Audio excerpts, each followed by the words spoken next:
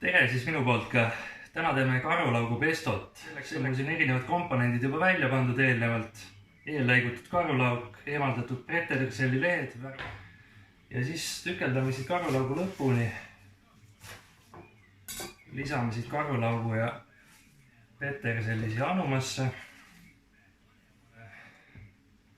Ligi 100 milliliitrit oliiviõli. Siis on meil siin pressitud värskelt sidrunimahla. Poole sidrunijagu võiks seda siit panna.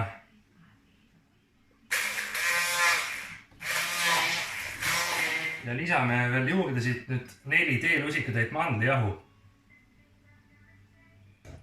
Siis lisame soola, see maitse järgi paneme siit. Alati saab juurde panna. Väga hea. Sellega ongi segu valmis. Nüüd ma näitan, kuidas karulaugu pestot on võimalik mitmel moel kasutada. Kuna ma täna teen kanasest lõkki ja värsket salatit leivakrutoonidega, siis esmalt võtangi siin raetud leivakuubikud väesõliga ja segan siia sisse karulaugu pestot. Paneme siin kuskil 2-3 teelusikatäit.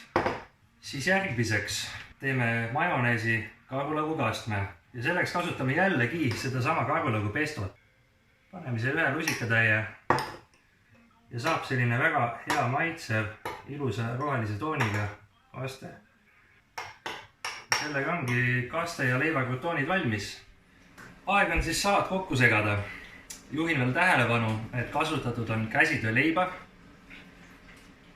Lisame siit tomati, värske kurgi ja naabertalust värske salat roheline.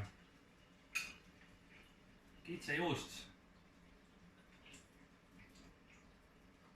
Hõbeda kitsejuustuga on tegu.